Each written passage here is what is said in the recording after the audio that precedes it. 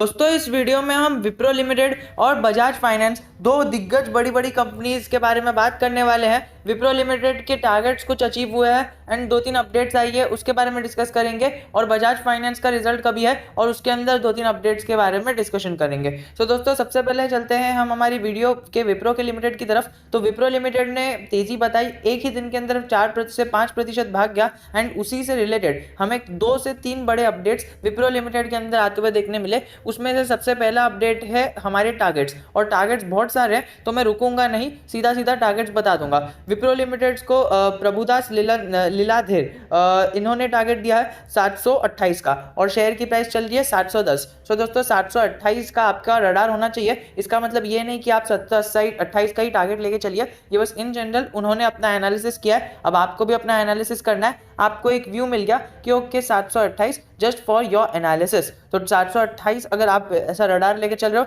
तो 728 आपके रडार पर रहना चाहिए। फिर उसके बाद हमारे को ये HDFC सिक्योरिटीज़ ने थोड़ा सा पुराना टारगेट है एंड वो अचीव हो चुका है। 740 का इन्होंने टारगेट दिया था। टारगेट होने के बाद इन्होंने फिर से एक टारगेट दिया था 670 का, तो वो आप देख के चल सकते हो। 640 और 670 दोनों टारगेट्स हमें अचीव होते हुए देखने मिले हैं। अगर हम बात करें विप्रो का, इसने एक नया 52 वीक हाई बनाया जिसके ऊपर मैक्रीन ने हमारे ऊपर फिर से क्रेडिट सूज रेस टारगेट उन्होंने बताया, और वो टारगेट हमारा यहाँ पर 780 से 760 के आसपास का निकल के आ रहा है, और वो टारगेट 1 साल का है। सो दोस्तों ये आप देख सकते हो, ये टारगेट 1 साल का ये लोग देख रहे हैं कि 764 से 780 का टारगेट इन्होंने 1 साल के व्यू के टाइम फ्रेम में दिया है। और दोस्तों फिर से हमें एक और एक टारगेट देखने मिला from a very big brokerage firm which is शेर खान। शेर खान ने 750 का टारगेट हमें देते हुए देखने मिला। 13 अक्टूबर को इन्होंने ये टारगेट पब्लिकली आउट किया था। एक और एक ब्रोकरेज फर्म ICICI डायरेक्ट, उन्होंने 743 का टारगेट दिया है, 743 का, और neutral Wipro target of ₹710 from Motilal Oswal. तो मोतीलाल ओसवाल ने कुछ बड़े टारगेट्स नहीं दिए हैं, इन्होंने एक न्यूट्रल सा टारगेट दिया है जो इन जनरल इन्हें लगता है कि अभी एक शेयर कंसोलिडेट रहेगा। सो मोतीलाल ओसवाल का टारगेट भी आप ध्यान में रख के चल सकते हो। इनके में से किसी का भी टारगेट हमें मानना नहीं है। इनफैक्ट कोई भी बंदा टारगेट देता है so it is based on it's his analysis, its own analysis, and हमारी एनालिसिस और आपकी एनालिसिस, सारी की एनालिसिस अलग रहती है। सो जिस तरह से आपने प्रेडिक्ट किया है, अगर आपको लगता है विप्रो 800 पे जाएगा या फिर आपको लगता है विप्रो 710 पर ही रहेगा, सो वो टोटली अप टू यू है and you are taking decision at the end of the day. अगर हम बात करें Q2 के विप्रो के रिजल्ट्स के बाद, जो हमारा रिजल्ट अच्छा आया है उसके बाद कई सारे ब्रोकरेज फर्म्स ने अपने टारगेट्स बढ़ा दिए हैं। एंड ये तो मैंने बहुत ही कम ब्रोकरेज के बताया जो बहुत ज़्यादा फेमस थे, और कई सारे लोगों ने टारगेट्स दिए हैं, लेकिन वो सब मैंने डिस्कस नहीं किया। अगर आपको चाहिए तो फिर सारे की लिंक मैं डिस्क्रिप्शन में पोस्ट कर दूंगा अगर हो गया तो। अगर हम बात करें और एक, फिर एनालिस्ट ने ये जो रिजल्ट एक्सपेक्ट किया था वो थोड़ा सा कम किया था, लेकिन उनकी एक्सपेक्टेशन को बीट करता हुआ Q2 का रिजल्ट बहुत अच्छा आया है। एंड वो Q2 का रिजल्ट आप यहाँ पर पढ़ सकते हो। I am not repeating this again and again. अगर आप देखो तो ये एक्सिस सिक्योरिटीज़ ने भी इसके जो रेटिंग्स है, इडीलवीस और एक्सिस सिक्योरिटीज़, इन दोनों ने अपनी रेटिंग्स भी बढ़ा दी है। अगर हम बात करें और जो उनके टारगेट्स है वो भी बढ़ा दिए है। विप्रो हमारा थर्ड IT कंपनी बन गया है जिसने 4 ट्रिलियन मार्केट कैपिटलाइजेशन को अचीव किया। सबसे पहला तो हमारा ये TCS ही है। सेकंड कौन सा है वो मुझे कमेंट सेक्शन में ज़रूर बता देना, उसका अगर आपको नहीं आता है वो रिप्लाई में दे दूंगा, वरना आप गूगल करोगे तो भी पता चल जाएगा। फर्स्ट TCS है, सेकंड कौन सा है बताना। और विप्रो हमारा थर्ड हो चुका है। विप्रो ने थर्ड है जिसने 4 ट्रिलियन का मार्केट कैपिटलाइजेशन अचीव किया। आप मुझे बताना विप्रो के बाद आपको कौन सा लगता है कि कौन सी कंपनी 4 ट्रिलियन के मार्केट कैपिटलाइजेशन को अचीव करेगी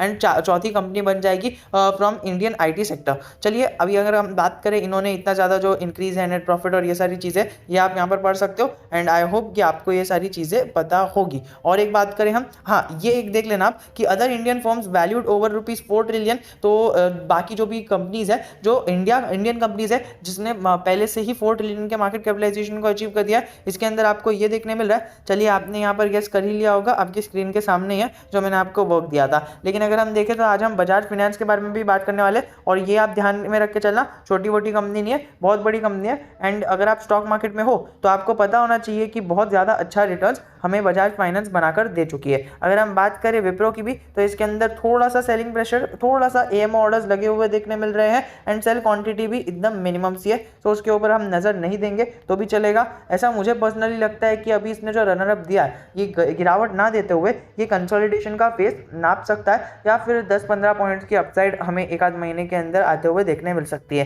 सो फ्रॉम मी, मैं तो ऐसा कोई रिकमेंड नहीं करूंगा इसके अंदर फ्रेश अपसाइड का। अगर आप चाहते हो कि पर शेयर आपको 10 से 15 यूनिट्स का प्रॉफिट हो जाए, सो आप इसके अंदर जा सकते हो 10 से 15 पॉइंट्स के आसपास का। एंड जो हमारा स्टार्टिंग में जो ब्रोकर था, उन्होंने भी 728 का एकदम टॉप लेवल का टारगेट दिया है। सो 728 के ऊपर किसी ने भी टारगेट नहीं दिया है, तो वो आप नज़र रखकर चल सकते हो। हाँ, और वो हमारी ये वाली ब्रोकर कौन सी थी, ये वाला, इन्होंने कुछ 1 साल का टारगेट दिया, सो उसको आप नज़र रखकर चल सकते हो।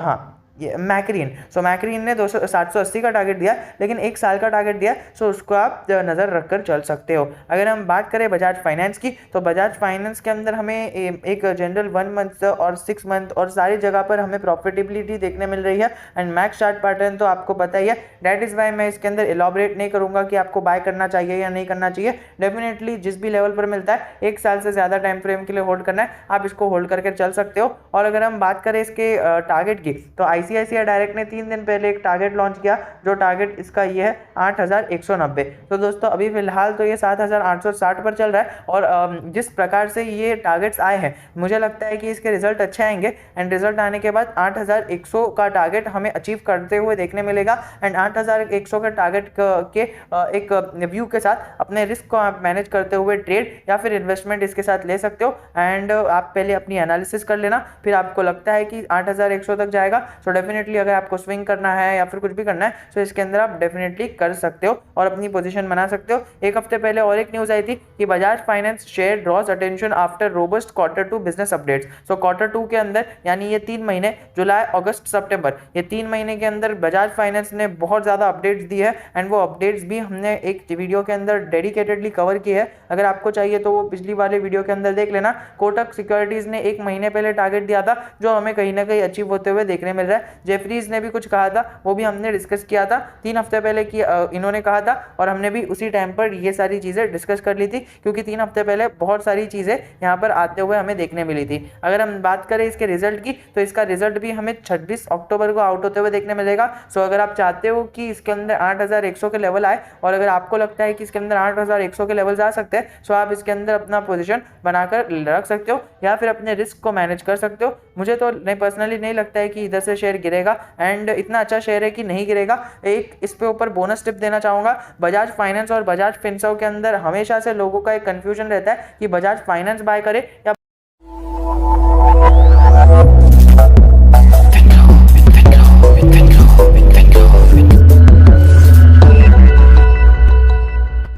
बजाज फिनसर्व बाय करे। अगर आपको चाहिए तो मैं डेडिकेटेड वीडियो बना लूंगा, लेकिन उसके पहले मैं आपको बताना चाहूंगा बजाज फाइनेंस या बजाज फिनसर्व के बारे में। ये जो फिनसर्व है ना, ये बड़ी कंपनी है और बजाज फाइनेंस छोटी कंपनी है। छोटी company in the sense, Bajaj finance के अंदर खाली फाइनेंस की चीज़ें होती है और बजाज फिनसर्व के अंदर इंश्योरेंस हो गया, फाइनेंस की चीज़ें, सारी चीज़ें हो जाती है। तो दोस्तों ये जो फिनसर्व है ना, इसके अंदर बहुत ज़्यादा बिजनेस है। अब दोस्तों इसके अंदर कभी एक बिजनेस ऊपर जाता है तो बाकी के 2 नीचे जाते हैं, और कभी ये एक ऊपर नीचे जाता है तो बाकी के 2 ऊपर जाते हैं। सो इसकी वजह से इसका जो डाइवर्सिफिकेशन है ऑफ द एरियाज, वो अलग अलग है एंड बहुत ज़्यादा डाइवर्सिफाइड है। इसीलिए बजाज फिनसर्व हमें ज़्यादा रिटर्न्स नहीं बनाकर दे पाता है। और वहीं पर अगर हम बात करें बजाज फाइनेंस की, तो बजाज फाइनेंस में जब इसका फाइनेंस का सेक्टर नीचे जाता है तो शेयर भी यहाँ पर करेक्ट हो जाता है। और अगर आप करेक्शन देखो, सो करेक्शन आपको यहाँ पर बीच बीच में दिख ही जाती है, इस जगह पर, इस जगह पर, इस जगह पर। सो जब भी फाइनेंस सेक्टर नीचे जाता है तो ये शेयर भी नीचे जाता है। बट अगर वहीं पर अगर फाइनेंस सेक्टर ऊपर जाता है, जो फाइनेंस सेक्टर हमेशा से ऊपर जाते ही रहा है